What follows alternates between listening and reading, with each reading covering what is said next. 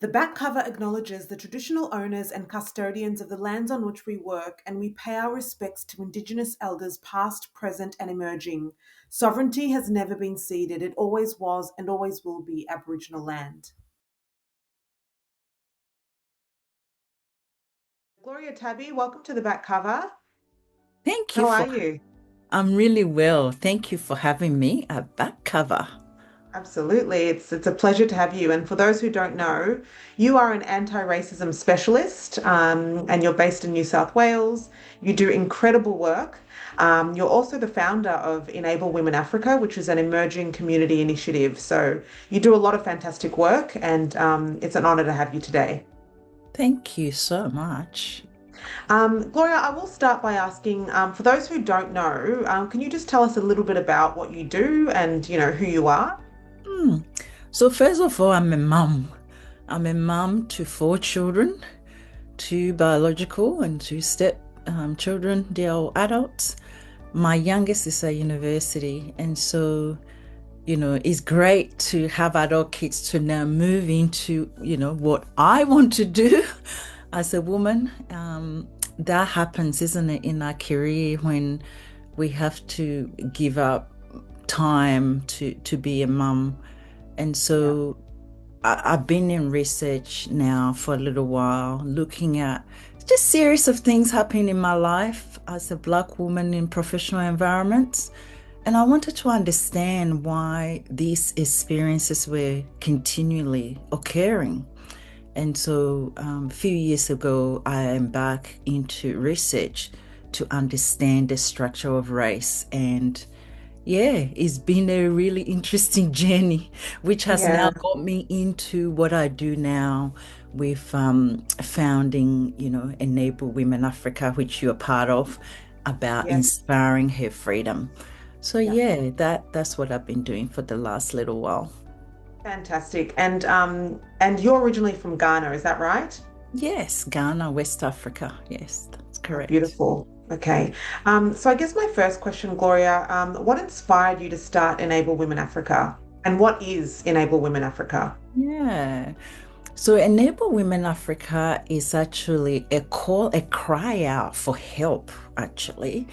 Like you said, I'm from Ghana. I remember walking on the streets of Ghana a few years ago and seeing young Black girls as young as 10 wearing wig.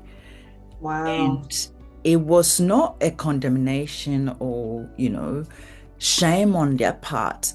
But I looked at myself as a grown woman and I was wearing wig myself in Africa. And that really was a pivotal moment. I thought, what am I doing?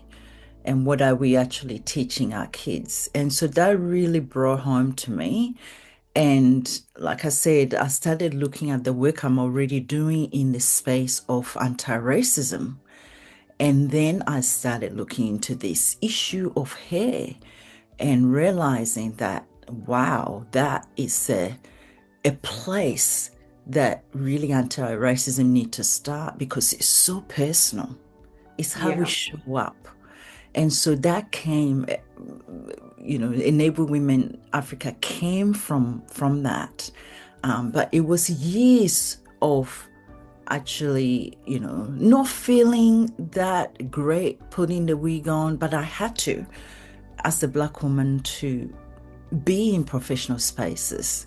And so it was unlearning the journey of years of wearing fake hair on my head. And my work has always been helping leaders to understand racism and creating equitable spaces for all of us. But here I was going to those workshops wearing a wig.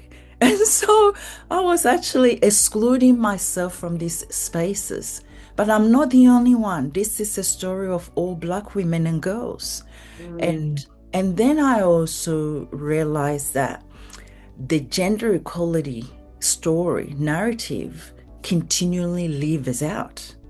And Mhm. so the name Enable Women Africa was quite intentional. It was about centering African women who have traditionally been left out of this gender equality story, so that our issues, and some of it is not our issues, it's issues that they imposed on us, Eurocentric beauty and hair standards for, generation to generation. So Enable Women Africa is about pausing and really bringing those issues into light and highlighting them. The internalized racism, which has then caused us to continually to hide our hair because of Yeah. stigma. Okay. Yeah, very well said. And look, some people may be confused, especially, people who aren't from culturally and linguistically diverse communities. So, wigs, extensions, toupees, if you will, are a big part of our culture. It's very common to,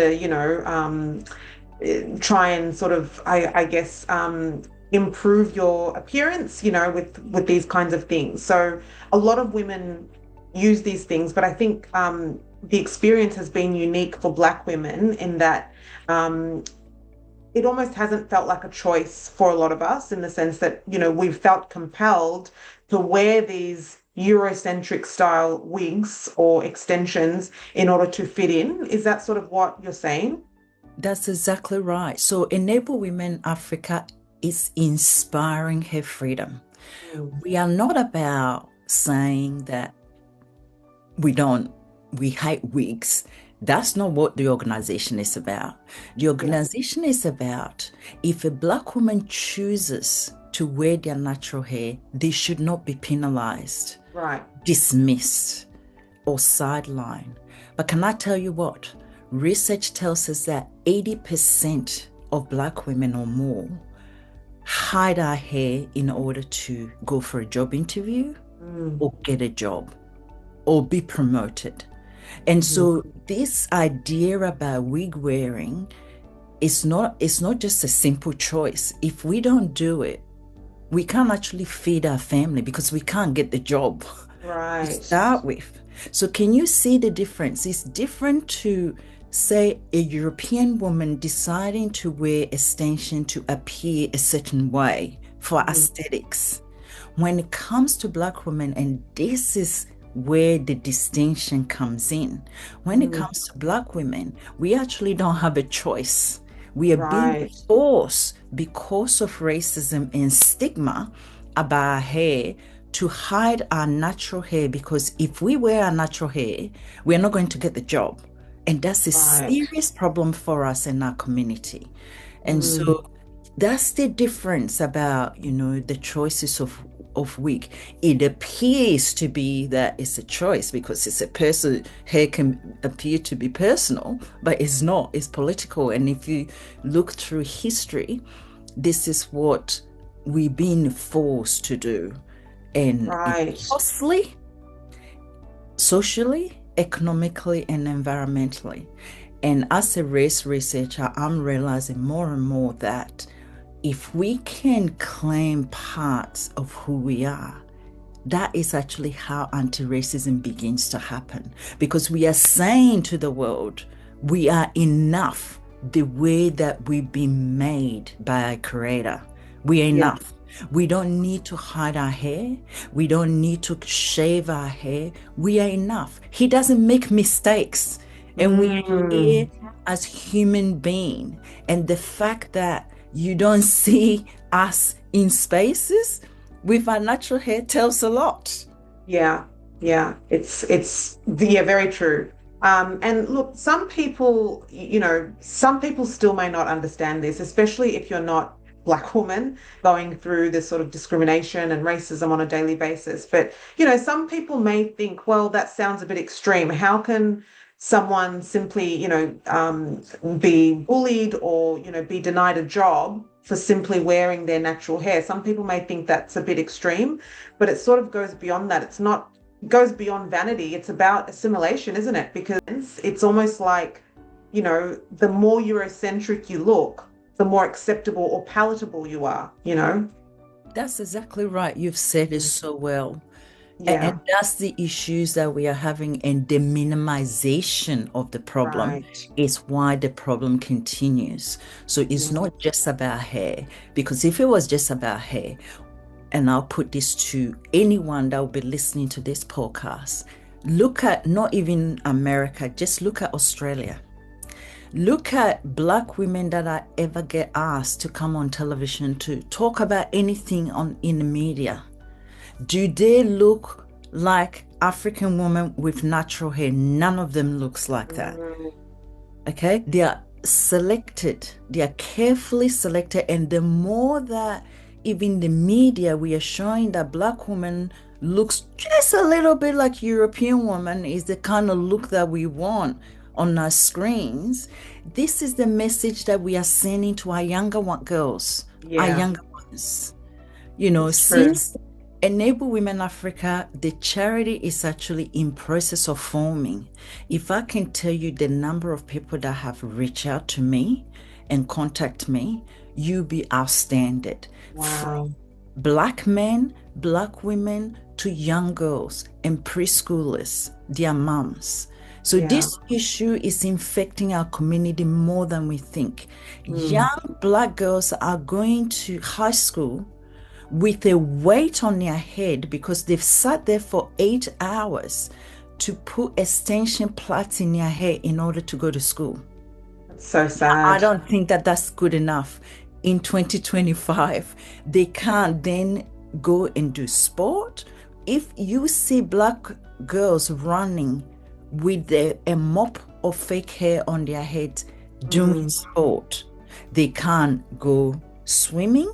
And so they missed out in swimming in a country like Australia. We are an island. mm, Swimming is one of the most important skills to have. And our girls are being left behind, learning how to swim to save themselves and things like that. So the issue goes beyond aesthetics. So we need to ask this question. And as media people, we need to ask the right questions because then we get the right answers. Why is it Black young teenagers are going to school with long plaits that they have to sit for 8 hours to go to school, and it's heavy? They are wearing that, they are wearing their backpacks. Why are they doing that? Why don't we ask that question as the media people and find mm, out why they have to do that?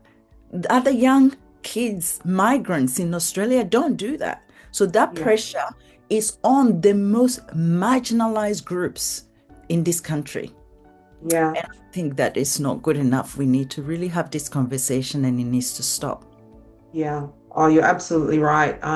Yeah, that's really fantastic. I think the work that Enable Women Africa, intends to do, I think will really impact people's lives and improve the quality of people's lives. And, again, there still may be people that don't understand, but this is a really valid issue. You've just touched on the United States. They are well ahead of us in many ways in the sense that they've already passed laws across dozens of states which actually prohibit workplace discrimination based on hair or appearance. So I think this is a really good discussion, and I think it deserves a lot more attention. But moving along, can you tell us about the most memorable experience you've had while advocating for natural hair acceptance and how it affected the communities you work with? Mm, well, there'd be many. It's actually trying to choose one to talk about is the main thing. I remember having a conversation with a group in our community, and a young, impressible young girl got up and says, "I've got a question." I said, "Yeah, sure, go ahead." They said to me, "I didn't know that I could wear my natural hair." Mm, Now, let's just let that sink in for a little bit. This is a young teenager in high school that said that question to me. I did not know I could wear my natural hair. Now, where did that come from? We mm, need to ask ourselves as a society, why should a young girl be thinking this at mm. that age? And so this Yeah. is what we are dealing with. There's been so many memorable ones. I've had a woman in her 40s do a 2-minute video and send it to me and say, Gloria, since I've been seeing Enable Women Africa inspiring her freedom, for the first time as a 40-year-old, I'm going to work with my natural hair. And I just want you to see me. This is Oh, the video. I mean, it's 2-minute video. I didn't have a dry eye watching from start to finish. Like I was in pieces watching that. But mm, these are the impacts that are already making.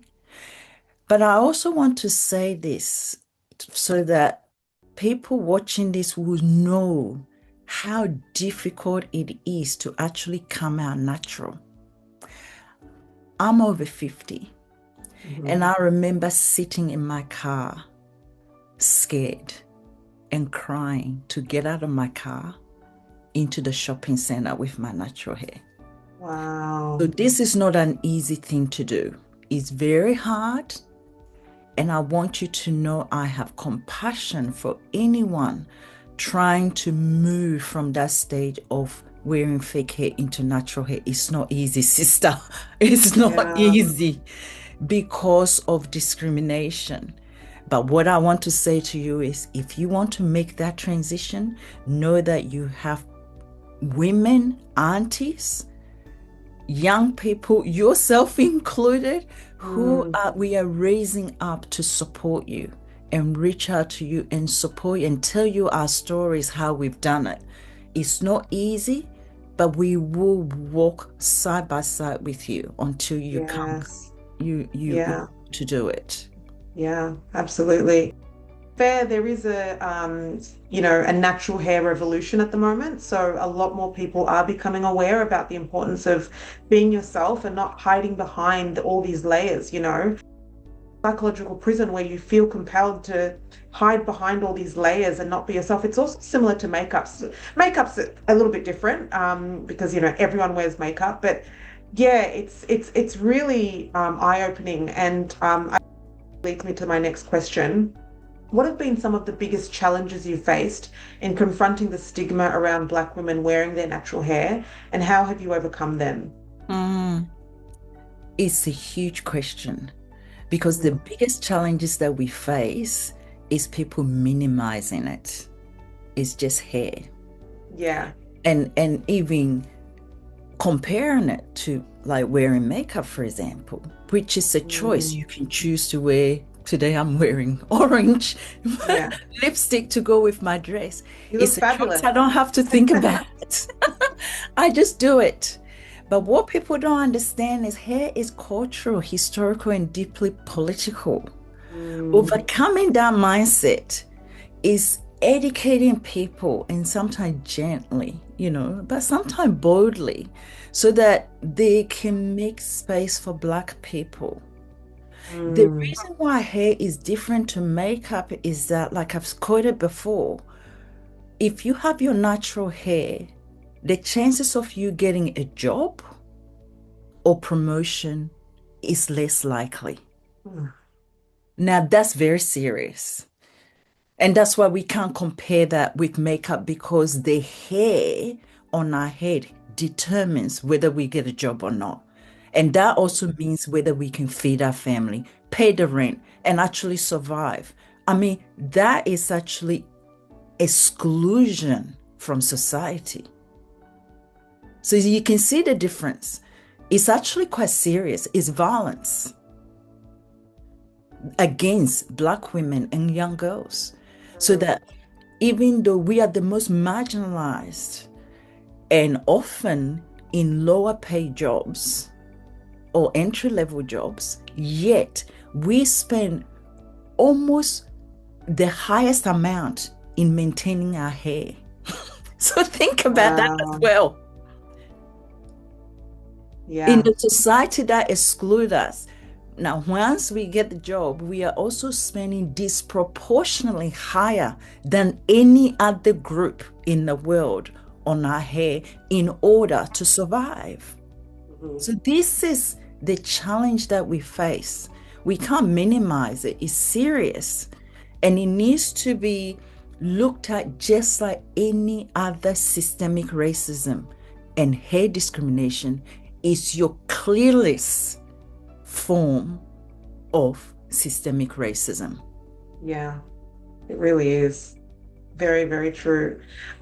How do you think shifting beauty standards can influence the way Black women view themselves and their place in society? It's huge.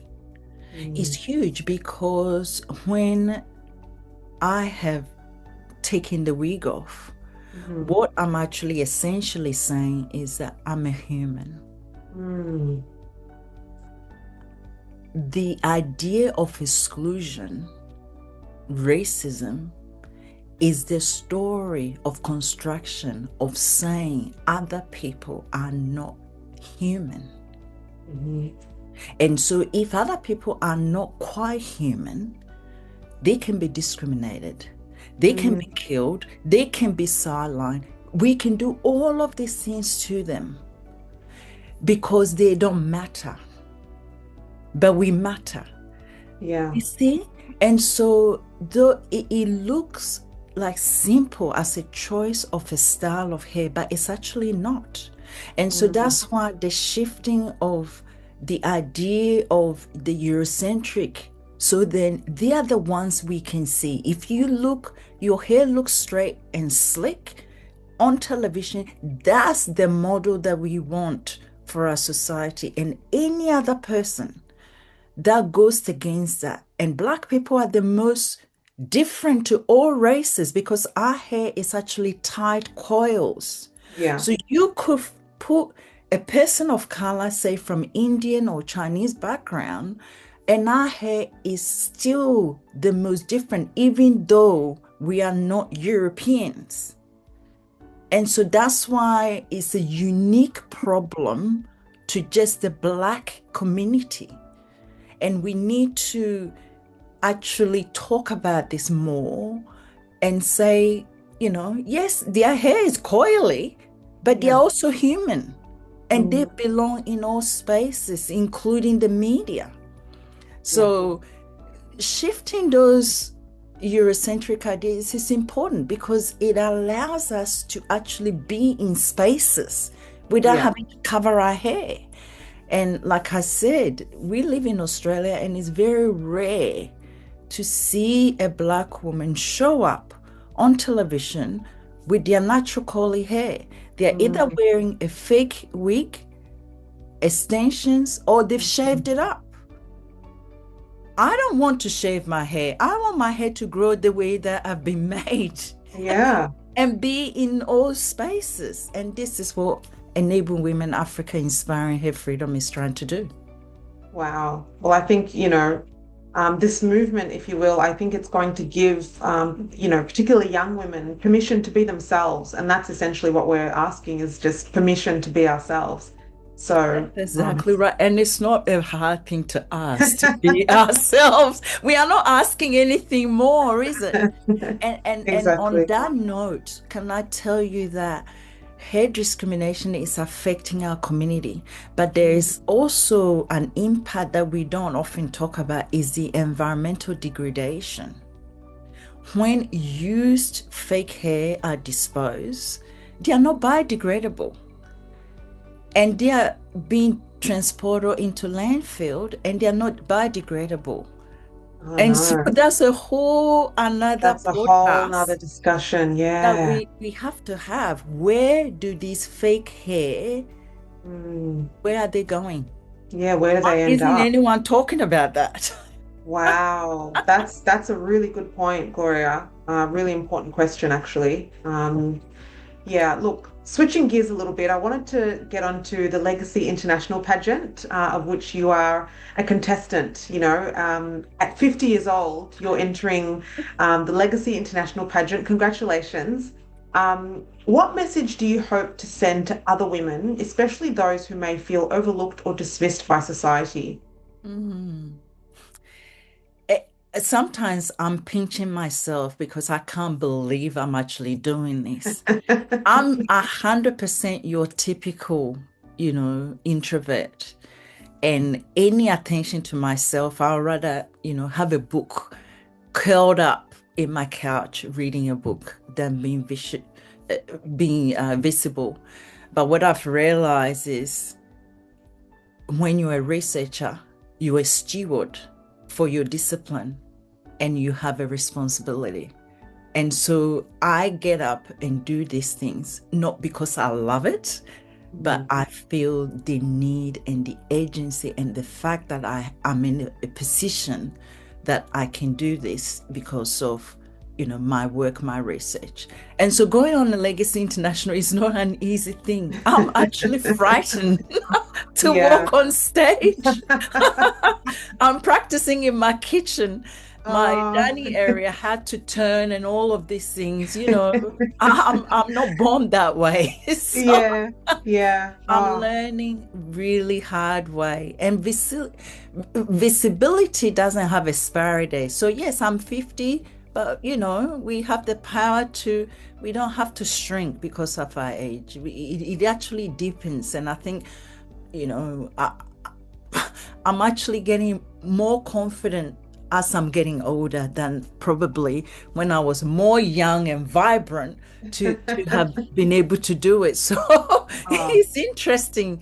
You get a bit more confident with age. And I want women that look like me to feel that it's invisibility, to look at me, to be able to think that they can also do it. That's actually the point of showing up, that they can do it, they can make a noise, and they can be authentically them to be in those spaces. Yeah. So that's what the platform is really giving me, to show to the world that, Black women, our hair looks like this.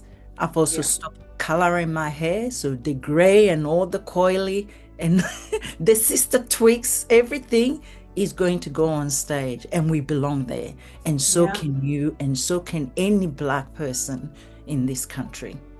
Yeah, exactly. And look, and I should point out, Legacy International Pageant is not a traditional pageant in the sense that, traditional pageants have often come with a bit of criticism, whether it's people saying that they're sexist or, even racist or discriminatory. Legacy International is a modern take and is a celebration of all women, right? It's beautiful. And, Laura, who is the director of Legacy International, her core message is voices for causes. So Mm, what is it that you're actually doing? What's your legacy? Because, mhm. Enable Women Africa is beyond myself. Even when I'm gone, it's still going to be here because it's about inspiring her freedom now and into the future. And so that's what this Legacy International Pageant is about. It's actually more, I mean, the beauty, the glamour is so important, but it's also more important to them that you have a legacy, you have a project that you're leaving for your community. And so it makes a really interesting space to be in. Oh, absolutely. I, wish you all the best. I'm sure you'll do fantastic. And, we look forward to seeing all the photos and all the footage. We It need all sounds the like, support. So make sure yes, you go and vote, vote. There's a place you can actually vote for the different projects that are happening. And I hope that people go and vote for Inspiring Her Freedom. yes, absolutely. I will put a link in this interview just so that people know exactly where to go so that they can support you. Fantastic. All right. So, wrapping up, what does participating in this pageant mean to you personally and professionally, especially in terms of furthering your activism through EWA? Mhm. Well, EWA, Enable Women Africa, is all about inspiring her freedom. Mhm. Personally, it's liberating to think that for over 50 years I was wearing a wig till now. Mhm. All my working lives, I was wearing a wig. For Mhm. over 25 years, actually, if you look at how long I've been in Australia, no one ever saw my hair, my natural hair. Wow. And so this has happened in the last 18 months. That's not very long ago. Mm. That's less than 2 years where I've said, I've had enough of Yeah. hiding my natural hair. So, yes, personally, it's liberating. Professionally, it amplifies, Enable Women Africa, what it stands for. Their beauty and worth are not negotiable. Yes. And to be in the pageant gives that global mic to say that we are enough just Yes. as we are. Wow. So powerful. I love that, Gloria. Final question. How can other women, especially those in underrepresented or marginalized communities, use platforms like pageants to challenge beauty standards and create lasting change? Mm. Yeah, well, I'm using it to try to make me and all of us visible because we are invisible. We are not asked to be in spaces where you see Black women with natural hair. This is not Mm, a simple issue. I mean, we can also cast our eyes, anyone that just think that this is a personal choice, and look at powerful Black women that show up in spaces and see whether they wear their natural hair. And a couple of people I can think of right now is Michelle Obama. mhm. I've never seen her in any platform professional space with her natural hair. I don't know what her natural hair looks like. And then in our own country here, Marsha Hines, who is, a music diva for Australia for many years. I've never seen her natural hair on stage. And so we've normalized that wearing natural hair on a Black woman in professional spaces is not something that we are comfortable with. They Mhm. have to hide it by putting on a wig to make them look a little bit like European. And so Right. this is a huge thing. It's a platform to reshaping really society and ideology about what's beautiful and who is supposed to be on stage. You Yeah. know, it's about our truth, our culture. And that's actually why I'm doing it. And I'm doing it scared, but I'm doing it anyway. And you're doing it Be- well. You're doing it because really well. nothing changes by hiding, is it? Yeah. You So know, true. nothing will change by us hiding. Yeah, absolutely. And that's, beautifully said. Again, I think this is a really, really powerful movement, and it really has the potential to impact people's lives and improve, the way that we live. So kudos to you and well done. And I look forward to seeing all the fantastic work that you do. And thank you, because it's people like you giving spaces for this conversation. Yeah. The change doesn't happen with one person, it's all of Oh, us. And I thank you really so much. thank you for having this space to be able to talk to you. I really appreciate you. Thank you so much. Absolutely. Gloria Tabi, it's been an honor. Thank you. It's been an honor to you as well. Take care. See you. Bye. Bye. Maria's new book, Enough, is available for pre-order at everydayinclusion.com.au.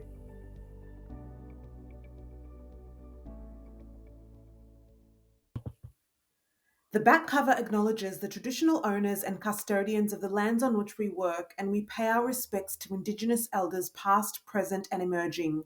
Sovereignty has never been ceded. It always was and always will be Aboriginal land.